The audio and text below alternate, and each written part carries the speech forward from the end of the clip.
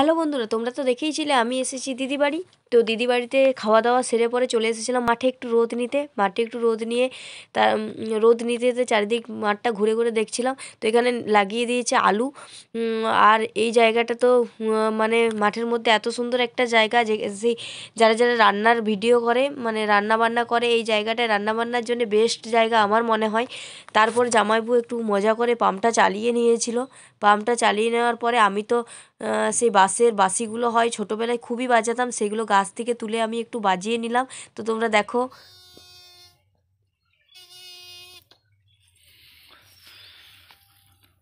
তারপর আমি চলে এসেছিলাম সবজি বাড়ি। তো এখানে অনেক ধরনের সবজি লাগানো আছে, যেমন লাল শাক, পালং শাক, মূলো, পেঁয়াজকলি, ধনেপাতা, অনেক কিছু। তো জামাইবু কিছু লাল শাক ঘরের জন্য তুলে বেঁধে নিচ্ছে।